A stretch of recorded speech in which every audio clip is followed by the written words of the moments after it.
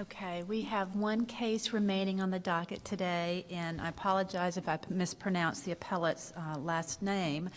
Elnora Hurry, Jesse Hurry, and Nicole Hurry versus Caitlin Muniz. Counsel for appellant, you ready to proceed? First and foremost, I apologize for wasting the court's time and the delay. I was downstairs. Very sorry. We're human, we understand. Thank you. Good morning. May it please the court. My name is Sarah Sandler. I'm of Walton, Lantaff, Schroeder, and Carson. I'm here today on behalf of the appellants in this matter, appealing a final judgment entered on a jury verdict in an auto accident case. I'd like to reserve 5 minutes to respond to the cross appeal, please.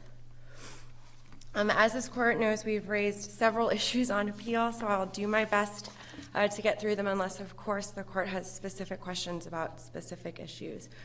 So I'll start with the first issue we raised was that the trial court erred in granting plaintiff's motion for directed verdict on the issue of permanency. I'd like to direct this court specifically to the cases of Medina versus Peralta and McElroy versus Perry. Of note in Medina is that that case involved a 1990 accident. However, there was a 1978 auto accident as well as a subsequent 1994 injury on a stair climber. The plaintiff in that case did not provide this prior accident to her treating physicians and then did not provide information about the subsequent 1994 injury to her treating physicians. Also of note in that case, the plaintiff stopped treating for the 1990 accident in about April of 91 and only resumed treatment after the subsequent 1994 injury. In that case, the third DCA held that it was error to grant the directed verdict on permanency for those two specific reasons. One being the failure to provide adequate information about the medical history and then, of course, the subsequent injury, and the fact that there was this gap in treatment between the initial injury and then the resuming after the subsequent injury. Now, I believe the appellant in this case, or the appellee in this case, had 3 doctors who addressed permanency. Is it your argument that all 3 of them lacked what they needed in order to address, lacked, as far as her medical history, what they needed to make that call? We certainly concede that she did tell them about the 2007 accident. However, she only represented it as a whiplash injury. She didn't say that she went to the emergency room and then had a follow-up emergency room visit for that accident, where I believe the records even say she came in with her arm in a sling at that 2-week follow-up. So we do concede that she let, I believe, 2 of the doctors know about the 2007 accident, but she certainly did not represent it as it actually was, what the true extent of her injuries was. As for that subsequent November 2008 accident, she didn't report that to anybody. So specifically, again, going back to this Medina versus Peralta case, it's interesting because there's actually evidence that she was getting better. She was improving initially, during her treatment following this injury. She stops treating in August 2008 with 2 doctors she was seeing at the time. Receives no follow-up treatment until December, which was about a month and a half after this. Wasn't there evidence, though, that there were personal reasons for the gaps in treatment? Sure, there certainly were, primarily, and that gets into her issue about her father and his ailing health. That did not occur until I believe it was 2009. So this first gap in treatment, actually, there is no reason provided aside from the fact that she says, I'm working 2 to 3 jobs. I just don't have the time. I had this medication I could treat with at home and stretches I could do with at home. But importantly, Dr. Fisher's records specifically note that she's consistently improving. So I certainly can see that there are conflicts here and issues of fact, but that means that should have gone to the jury, and that the directed verdict was improper here. The jury should have been able to decide whether there was a permanent injury or not. With regard to the failure to provide adequate medical history information, I mean, wasn't that presented to, I can't remember which doctor, I'm sorry, It's a lot of doctors. In Cross? And the doctor considered anything that hadn't been considered before and specifically said it does not change his opinion as to the permanency of the injury. Well, there was Why does it make a difference? Well, there was a hypothetical given. Of note in that hypothetical, that November 2008 accident was not included in that hypothetical. And also, well, this is admittedly possibly, nitpicking here. There was a 2005 back injury that was also reported she had in her medical history, which also was not included in that hypothetical given to the doctor. So we do concede the hypo was given, but it did not contain all of the facts, most specifically that subsequent November 2008 injury.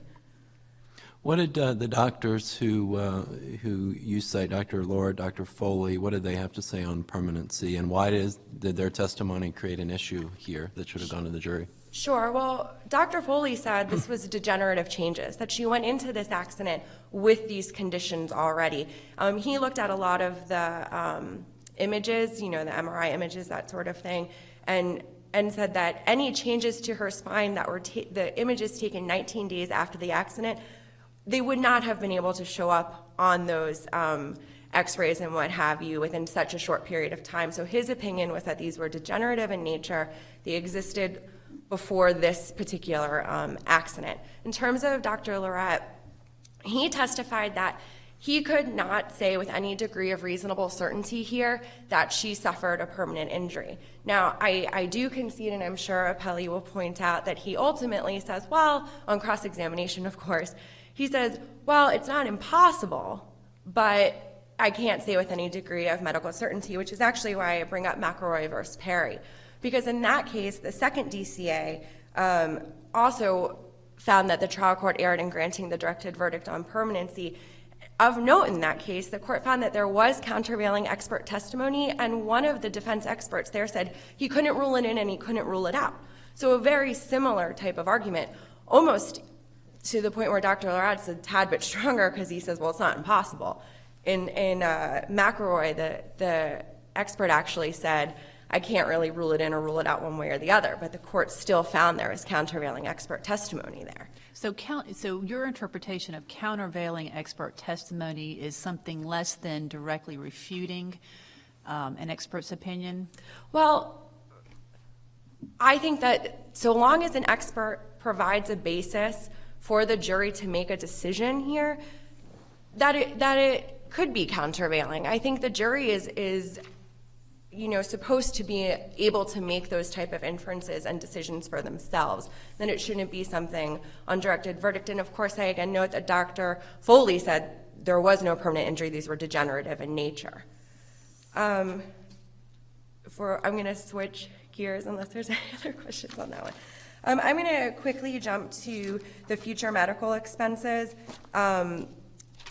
We filed a motion for new trial. One of the basis for that was that there was no evidence presented in the record really to support the award for future medical expenses. The case law cited as a whole in our brief stands for the proposition that evidence presented to support a claim for future medical expenses cannot be couched in terms of possibilities, cannot be speculative, and must provide the extent of or the nature of future care, how often the plaintiff will need this future care, and the cost of future care. If we look at all of the evidence presented here and all of the testimony, none of it reaches this standard. For instance, Dr. Jackson talks about, well, if she were to continue to treat with me, she'll need this type of treatment. First and foremost, there is absolutely no evidence that the appellee here planned to continue treating with Dr. Jackson. She had only seen him 4 times. More importantly, he did not provide any indication as to the frequency or the nature of this future care, the cost of this future care, how often she would need this care. Dr. Garg simply says, yes, she'll need future care, without any elaboration. Similarly, Dr. Roberts said, yes, she'll need future care. He also importantly said she was not a surgical candidate. The only doctor to actually give any sort of number here was Dr. Fisher, but that was specifically in terms of a surgery, which Dr. Roberts said he did not feel she was a surgical candidate. Also, Dr. Fisher's entire recommendations for future care are the epitome of what's couched in terms of possibilities. If this were to occur, the patient may require future treatment should these efforts fail. And then we get into this idea about the surgery. So our position is that there is absolutely no evidence for the jury to award, to give an award for future medical expenses here. Finally, just with the little bit of time I have left to save time for rebuttal, I do want to address this issue on Dr. Foley, the evidence coming in on his total income.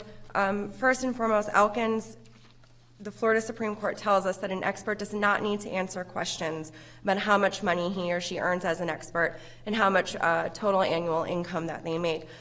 I understand that appellee is relying on Florida Statute 90.803, subsection 22 on former testimony, but the requirements for that have simply not been met here. First and foremost, the appellants here were not a party to that prior lawsuit where Dr. Foley's testimony was taken. There was no opportunity to question him or cross-examine him or perhaps even object to that line of questioning. Did he actually testify as to his annual income or to his business income? I believe that the deposition testimony that came in was to his annual income, although certainly I would concede if corrected otherwise. But it was simply an error to allow that prior deposition testimony to come in. So I'd like to reserve the rest of my time for the cross brief. Thank you so much.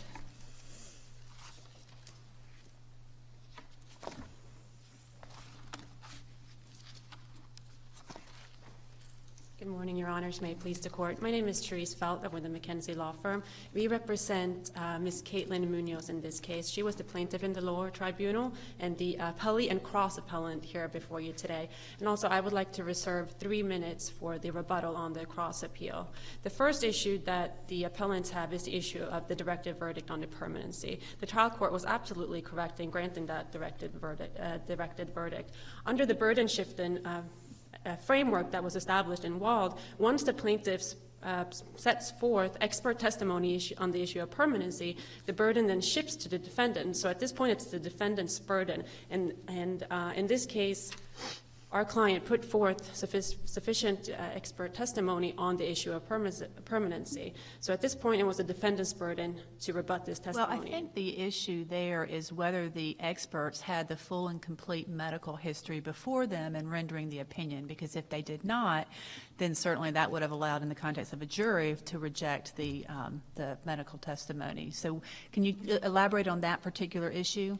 Yes. There's 3 ways that the evidence can be rebutted, and that's either by presenting countervailing or contradicting evidence from the defendant's experts, or impeach the credibility of the plaintiff's expert, or any other contradicting evidence that would be material and direct to the issue.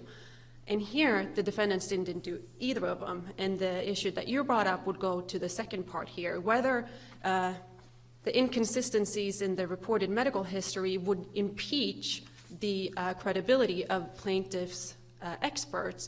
And here, both experts testified that they knew about the prior 2007 car accident. Now, there was an issue about the subsequent incident that she had at her home when she hit her back. But during cross-examination, Dr. Roberts, which I believe Judge Winokur pointed out, he was given hypotheticals. He said, he was asked during cross-examination, if you have an injured party that is going to the doctors on several occasions complaining of back pain, does that change your opinion? And he said no, and he said the reason was an isolated incident of going to a doctor complaining of back pain does not indicate a chronic problem. So what you had here was a report of her, I think it was going back to 2006, when she had gone to the doctor because she had complained of back pain after cleaning from Hurricane Wilma. And then you have the incident at home that occurred after the subject accident. Same thing there. It was just isolated incidents of going to the doctor. And Dr. Roberts said that that's not an indication of a chronic problem. And the other issues that we have here is the cases that the appellants have relied on. Those cases reversed the directive verdict on permanency because there was something material that the plaintiff had not represented. In one of the cases, she had made a separate workers' comp claim in that case and said that, testified in one deposition, when she was asked about the car accident, no, I don't have any injuries from my car accident. Everything was related to the workers' comp claims. Well, then that got brought out in the car accident case, so there was material lies from the plaintiff about the extent of her injuries. And also the McElroy case that she cited, in that case,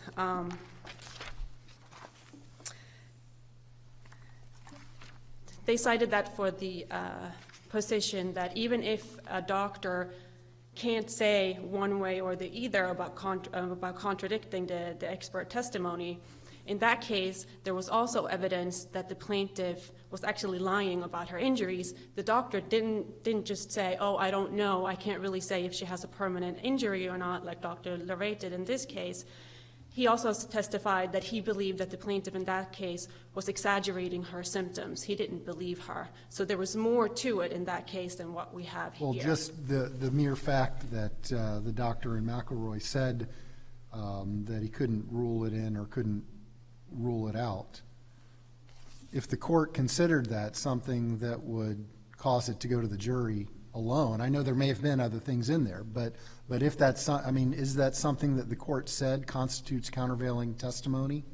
No, Your Honor, because it has to be contradicting, countervailing. What we have here in this case, it's almost like neutral testimony. You have Dr. Lorette that's saying, and actually Dr. Lorette, he Well, acknowledges sounds like the the fact. testimony in McElroy was the same thing, though. No, because the difference between the two doctors, if you're comparing Dr. Lorette to Dr. In the case McElroy, I think is the expert's name, Dr. Lorette here says, I'm not questioning her pain. He's saying she's making all these complaints, and I'm not disputing that. He goes as far as causation. He was saying, now that's problematic, is the exact word that he used. He just couldn't say that it was related to the accident, but then he also couldn't rule it out. In fact, he said on cross that it was entirely possible that it could be related to the accident. And in the case that the appellants are relying on, the doctor there actually questioned the injured party's complaints at that point, because there was some other evidence of muscle atrophy, that she still had full functioning in her arm in that case. So there was more in that case that the court was focusing on, and you don't have those facts present in this case. But does the record indicate that Dr. Lorette had a more complete medical history than the other doctors? As I understand the medical history, there were some pediatric issues, then we had 2005 or 6, we had 2007, we had 2008, May, 2008, maybe November or something like that. So you had all these things, and the doctors that you're relying on had pieces but didn't have that history. Did Dr. Lorette or Dr. Foley have that? Well, Dr. Lorette only examined Ms. Munoz on one occasion for the purposes of an IME, and yes, he reviewed extensive records. And Dr. Foley, he reviewed records too, but he never examined Ms. Munoz, not one single time. And all he said was, I don't see any evidence on trauma on the films. But his interpretation of the films were no different than any of the plaintiff's doctors. But he admitted too on cross-examination that someone can have a traumatic injury without it showing up on the films. And he never personally examined her, and he also acknowledged that reading the film is only a part of the puzzle. But does that create enough to go to the jury? I think he also said that her injuries are typical degenerative injuries that existed prior to the accident. That's correct, Your Honor. But that still doesn't conflict what the plaintiff's doctors were saying. It has to be countervailing testimony. The testimony that the defendants presented in this case, it's neutral testimony. It doesn't go one way or the either, and it has to contradict what they're saying. And if it doesn't do that, that's when you get into, is there a sufficient basis to impeach the credibility of the doctors, or if there's any other evidence in the record. And they've also pointed out to the gaps in the treatment, which the gaps in medical treatment has no bearing or relevancy on the issue of permanency. So we would ask that the court affirm the directive verdict on permanency in this case. And I would like to move on, if that's okay. Well, does it matter that she didn't tell her GP until 3 years later? She had appointments with the GP, but didn't tell her general practitioner that she had injury related to the accident. She did not start treating with Dr. Garg until years later after the accident. He was her new provider at that time, and I believe there were maybe 3 visits before she brought up the accident to him. but he was her general family practitioner. He treated her for other things. So she went into the office and had a cold or something like that. The accident was never brought up. It wasn't until a few visits later she's saying, you know, I had this car accident, I'm having this pain from that, and then from that point he started treating her for that accident. Going on to the issue of the future medicals.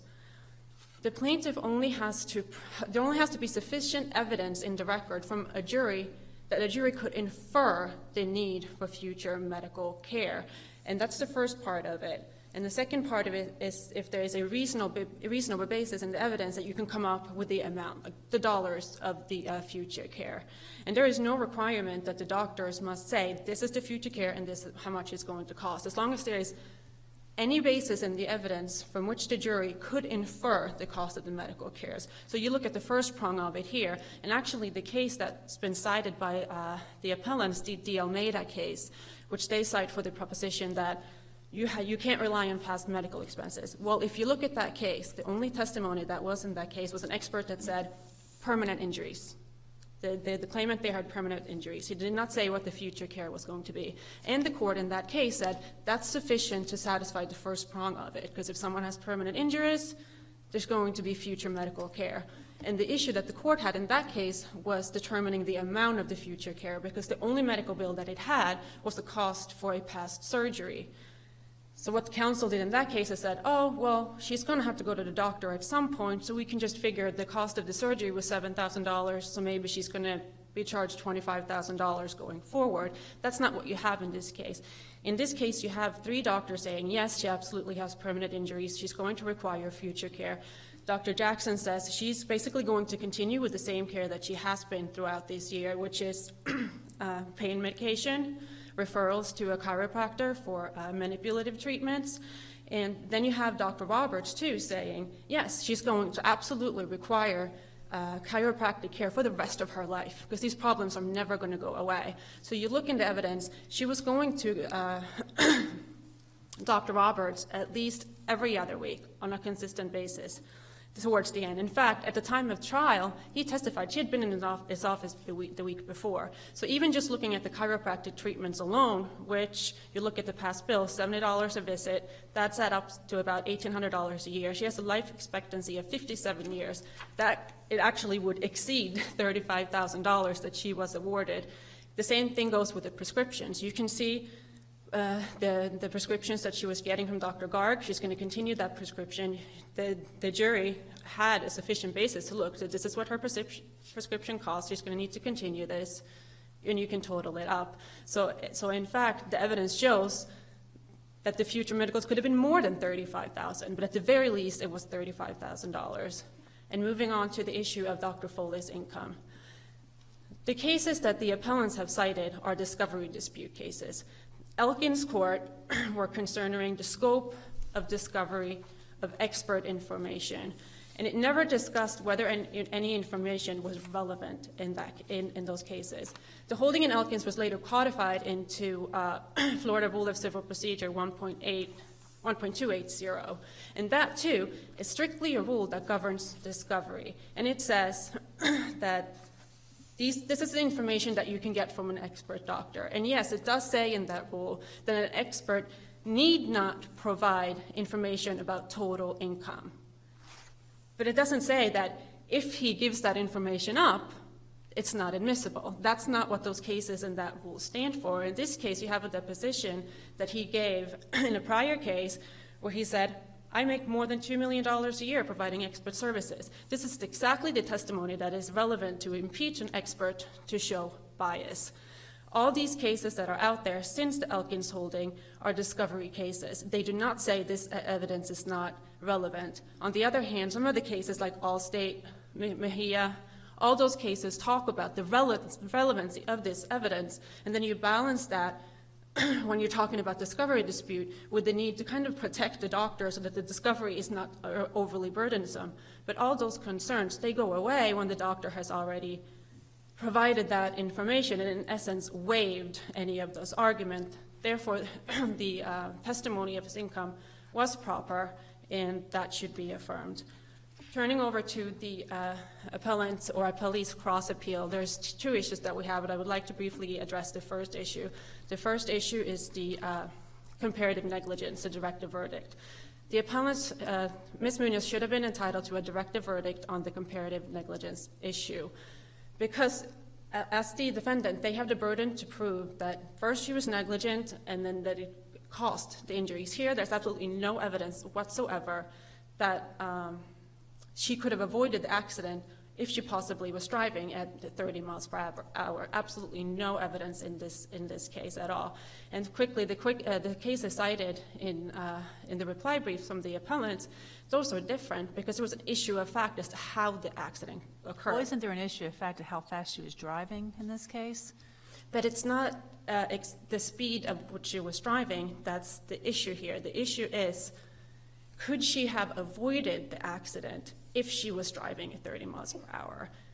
And here, there's only some testimony that maybe she was driving at the flow of traffic. There's not even any direct evidence of actual speeding. So to draw that inference to say, okay, she was speeding, and then draw the additional inference to say, oh, she caused the accident, it's just you can't make those leaps because, number one, you can't draw inferences from any evidence that's not in the record, and number two, that would be prohibited by the rule against stacking inferences. And then unless Your Honor has any more questions. Okay. And also, if we don't get it to any issues, we're not abandoning any of our issues. We'll just rest on our briefs. Thank you, counsel.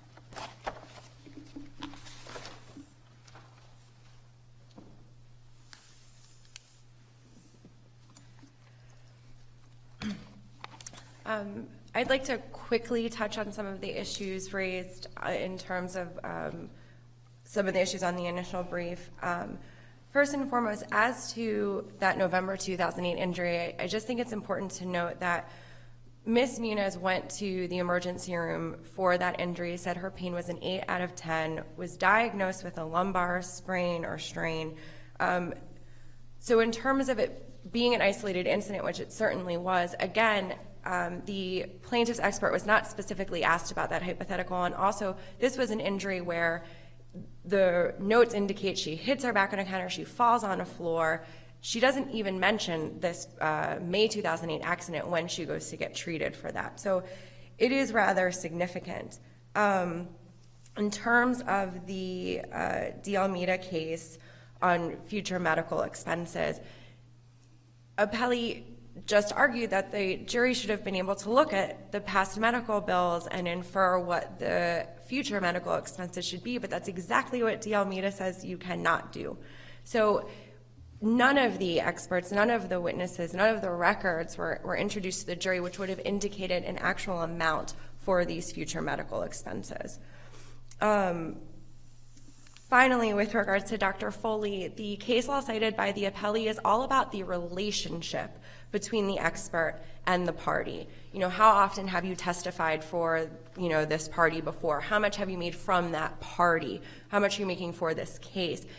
Those cases are not specifically about this total annual income, which the Elkins court specifically addressed. Turning to the issue with comparative negligence, the trial court was absolutely correct here in not granting a directed verdict on comparative negligence. There is plenty of evidence that was presented in this case from which the jury could have inferred that Ms. Munoz may have been comparatively negligent here. As Judge Ray, you pointed out, Ms. Munoz actually testified that she was going 35 miles per hour, which was 5 miles per hour over the speed limit on that road. There's also an indication, for instance, that Ms. Hurry stopped at the stop sign, you know, looked to her left, looked to her right. She saw two vehicles, actually, and she estimated they were about a block away and that she had sufficient time to make it across the intersection. There's also evidence that Ms. Munoz saw Ms. Hurry stop at the stop sign, and yet then says she was unable to avoid the accident. She also testified, Ms. Munoz did, that she was running late for work. So there were certainly inferences available to the jury that Ms. Munoz failed to keep a proper lookout, that perhaps she was speeding, that perhaps she did not take proper evasive action here. So the trial court got it right in terms of not granting that directed verdict on comparative negligence. That absolutely should have gone to the jury.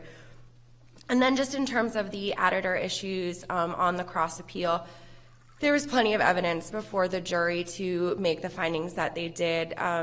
The courts give great deference to the jury's decision, especially when there's adequate evidence in the record, and further deference to the trial court, who, of course, sat through and has a better vantage point in terms of what was admitted into the record, especially when it comes to the past and future pain and suffering here. There was plenty of evidence for the jury to make the award they did. First and foremost, they gave an award. A lot of the case law cited by the appellee, no awards were given by the jury for past and future pain and suffering. Here, there is plenty of evidence that Ms. Muniz traveled very shortly after this accident multiple times, including road trips. She worked 2 to 3 jobs. Her mother did testify that she felt that maybe her daughter's social life had been affected. However, interestingly, there is medical records which indicate that in 2007, so leading up to the accident, she was actually being seen for depression. And there were notes saying that she didn't like to go out anymore and that she was staying at home. So any indication that perhaps her social life, and she was young, we certainly concede that, but any indication that she was having problems with her social life are certainly contradicted in the record, which show that perhaps she was already having issues with her social life leading up to this. I thank the court very much for your time and apologize again for the not being here. Thank you. Thank you very much. Thank you, counsel. We appreciate the very good arguments today, and with that, this court is adjourned. All rise.